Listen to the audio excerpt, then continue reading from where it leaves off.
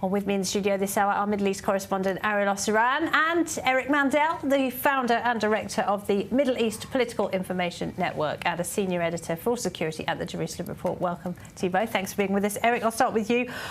This is something the Israeli government has argued for months, that it will take military pressure to bring Hamas to the table. We've now got Hamas at those talks in Doha saying that it will now agree to talks without preconditions. Is that what's happening, or is this something broader related to President Trump's visit to the region? I'm of the belief that military pressure does help in what's going on.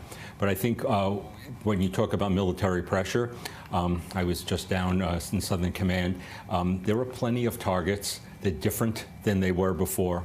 Hamas, I think the expectation of what needs to be expected here between the tunnels and Hamas changing its spots a little bit of how it fights, its infrastructure down, it's still going to be years of work. And I'm not sure if the Israeli public, certainly not the international public, certainly not President Trump, is necessarily on board with that. But if you truly want to make a major difference there, that's what's going to need to happen. The next question is, if the United States, my country, decides to make a deal with it without Israel having enough input, that deal could be not only all the hostages released, but it could be Israel be forced to move from its 1 kilometer buffer zone. Could it also be forced to move out of the Philadelphia corridor?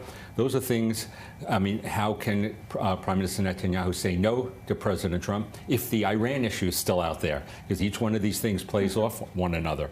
So I think the question here is military pressure, important.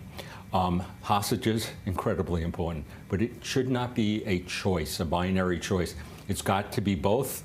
And, about being able to go in right after, like if we get all the hostages out, I don't think it's as easy as some Israelis think that they're going to be able to go in and deal with Hamas afterwards. So I think this is a smart move, what's going on. I think it was inevitable. I think Israel was pushed to this point.